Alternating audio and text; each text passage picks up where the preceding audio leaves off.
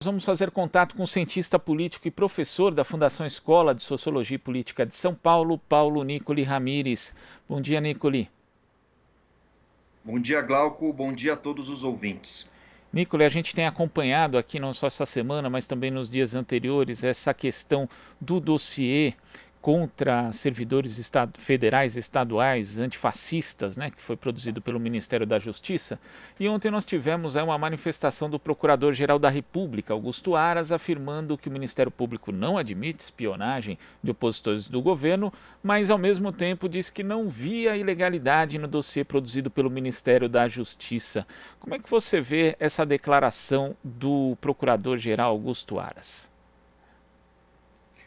Bom, Glauco, vamos por partes aqui, né? Primeira questão é que, evidentemente, que se há um dossiê antifascista realizado pelo próprio governo, isso é um atestado para o próprio governo de que ele é fascista, né? Ou seja, se o governo começa a investigar pessoas que se manifestam contra atitudes autoritárias, conservadoras do governo e muitas vezes contra os próprios direitos humanos, vejam que o governo começa a investigar opositores.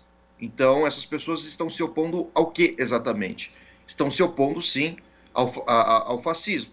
E se o governo, obviamente, começa a perseguir indivíduos antifascistas, isso é um atestado de fascismo do próprio governo, né? Isso, por si só, é uma contradição. Agora, em relação ao Aras, como a gente tem comentado nas últimas conversas, o Aras sempre tem tomado atitudes dúbias, tanto com o objetivo de agradar o governo Bolsonaro, quanto também a grande imprensa. E o pronunciamento dele ontem, né, ou seja, a exposição que ele fez ontem era de que o objetivo do dossiê, aliás, ele seria o primeiro que ele vai se manifestar contra qualquer tipo de dossiê que infrinja, né, direitos individuais, mas ao mesmo tempo ele não se mostrou contra o próprio dossiê do Ministério da Justiça, né, solicitado pelo Bolsonaro, dizendo que, dentre os componentes dos grupos antifascistas, haveria indivíduos responsáveis por atos antidemocráticos. No entanto, o que a gente tem visto é o inverso, né? O movimento antifascista é um movimento democrático, de defesa de direitos humanos, de defesa das liberdades individuais. Então, cada vez mais o governo Bolsonaro, sobretudo com esse dossiê, ele tem tomado atitudes autoritárias, policialescas. E a gente não pode esquecer que a Gestapo, a polícia secreta de Hitler, realizava esse tipo de operação, né? Ou seja, investigando a vida privada dos indivíduos, quais tipos de opiniões esses indivíduos possuem. E hoje, com a internet e com os dados sendo públicos, isso torna muito mais fácil ao governo, Ministério da Justiça, provavelmente com apoio da BIM, né, que é o sistema de inteligência do governo, do país. Tudo isso vai restringindo, lógico, a possibilidade dos indivíduos se associarem, né? E isso é uma questão constitucional. Todos os indivíduos têm direito à associação política, têm direito a manifestar opiniões, sejam elas contra ou favoráveis ao governo. Então, me parece que a tendência desse dossiê é que a gente tenha uma alavancagem da polêmica em relação a essa postura do governo, e a gente viu, inclusive, o pessoal solicitando uma espécie de impeachment, né, do ministro da Justiça, exatamente por tomar uma atitude arbitrária como essa. A gente não pode esquecer que os governos anteriores, fossem eles, inclusive do Temer, do Fernando Henrique Cardoso e o próprio PT, jamais se opuseram a esse tipo de comportamento. Mesmo aqueles comportamentos políticos que muitas vezes pronunciavam discursos de ódio contra os próprios governos, sejam ele Temer, Fernando Henrique ou do PT. Então, é muito curioso isso, né? Porque quem, de fato, hoje apoia cegamente Bolsonaro nas redes são grupos exatamente com tendências fascistas.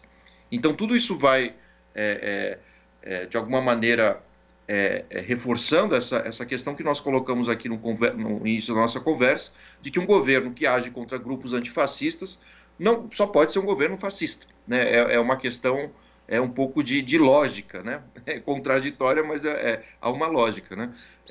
A tendência é que, assim como em outros lugares do mundo, os governos não ajam contra grupos antifascistas, a não ser grupos que gerem algum tipo de prejuízo a alguma instituição, quebrando um banco, esse tipo de coisa toda, né? Apesar desses movimentos terem algum certo grau de legitimidade, como black blocs, etc., à medida que eles atacam, na verdade, de um ponto de vista mais anarquista, os símbolos do próprio capital, como bancos, lanchonetes, etc. Mas sequer esses movimentos antifascistas, né, ainda mais com uma lista de funcionários públicos, você não vai ver esses funcionários públicos, entre eles policiais, professores universitários, fazendo esse tipo de quebradeira, né, ou destruindo lanchonetes. Acho que não tem nem idade para isso, né, já que isso, essa questão caso se associe o antifascismo a movimentos antidemocráticos, a gente vê mais entre os jovens essas posturas mais radicais, mas não entre servidores públicos, né? Então é uma atitude autoritária que se aproxima muito do fascismo ao estilo da Gestapo. E quando a gente vê a argumentação do Procurador-Geral da República, Augusto Aras, né, ele diz que, olha, isso é normal se fazer ali investigação. Né? Eu vi aqui o relatório, não tem nada fora do comum, mas na verdade o próprio Ministério da Justiça falou que tinha parte ali do material que poderia envolver ali questões de segurança nacional, então ele não foi enviado totalmente completo. Né? O que estranho, inclusive, o STF ser tão, digamos, leniente em relação a isso. Mas também não só tem essa questão, Nicole, como também o fato de, na verdade, o que motivou você, no caso do Ministério da Justiça, a promover uma investigação contra o movimento pacífico, que, como você ressaltou, Nicole, defende a democracia, não incita a crime de forma alguma. Né? Qual tipo de motivação que tem ali? Se isso não é de se estranhar para o Procurador-Geral da República, fica até difícil entender como é que ele apura os episódios que acontecem ali no Ministério Público. Eu sou leitor de um filósofo chamado Walter Benjamin, e ele fez amplos estudos sobre o fascismo, o nazismo, e ele dizia que o grande assombro, né, do século passado, na primeira parte do século passado, era a normatização do estado de exceção. Né? Lembrando que o estado de exceção envolve suspensão de direitos individuais, entre eles, lógico, a liberdade de expressão, a liberdade de opinar. E o que me aterroriza, de alguma forma, um procurador-geral da República afirmar que é normal o Estado fazer isso. Ou seja, isso mostra que o estado de exceção vira norma. Isso é perigoso. E esse é o sentido claro do fascismo.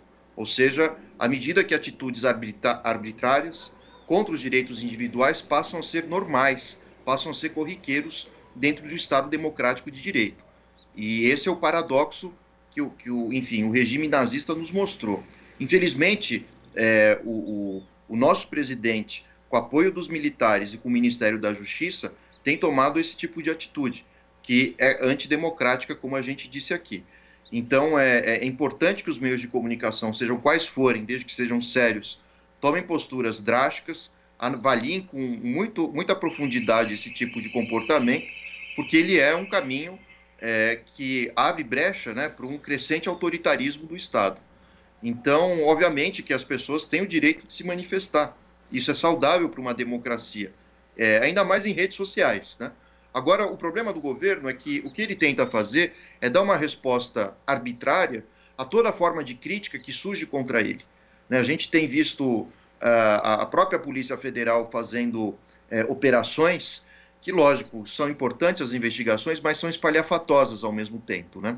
Aliás, aparentemente, o Bolsonaro herda de Moro esse caráter espalhafatoso da Polícia Federal, realizando prisões, muitas vezes sem levar a cabo uma investigação mais a fundo, né? São as prisões que são provisórias e tudo mais, mas é lógico que é importante a Polícia Federal investigar, mas o que se mostra agora é que a resposta que o governo tem dado a todos os seus críticos, sejam eles liberais e alguns conservadores, como o próprio Witzel, ou como Dória, né, que teve um secretário a semana passada, retrasada, também investigado e preso.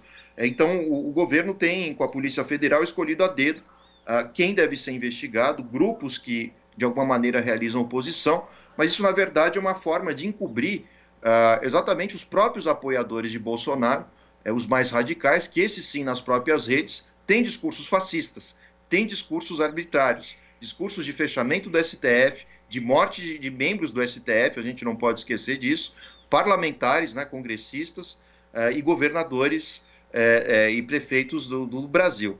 Então vejam que, ao invés de tomar uma postura de controle sobre grupos antifascistas, o que o governo deveria fazer de fato com o Ministério da Justiça é investigar grupos que têm tendência fascistas, né? Deveria ser o oposto. Então tudo isso vai revelando uma feição cada vez menos democrática da presidência de Bolsonaro.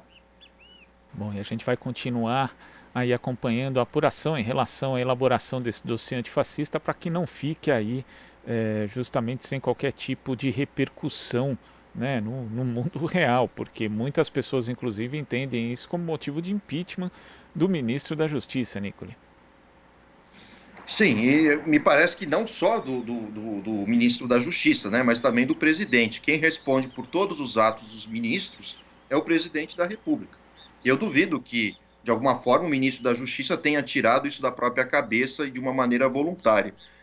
Esse tipo de investigação é fruto de conversas, trocas de ideias entre os componentes dos ministérios. Isso envolve Casa Civil, envolve presidente, né? Nenhum ministro age por conta própria, a não ser articulado com o próprio presidente, independentemente de qual seja a questão, né? Ainda que Bolsonaro diga não ter participação nesse dossiê, a gente não pode esquecer que o presidente é o próprio Bolsonaro e que todos os atos dos ministros, independentemente de quais sejam, tem como principal responsável o presidente da República. Tá certo, Nicoli. Muito obrigado pela sua participação aqui no Jornal Brasil Atual e até a próxima. Obrigado, Glauco. Bom final de semana a todos. Para você também. Conversamos aqui com o cientista político, professor da Fundação Escola de Sociologia e Política de São Paulo, Paulo Nicoli Ramires. Você está ouvindo Jornal Brasil Atual. As notícias que os outros não dão.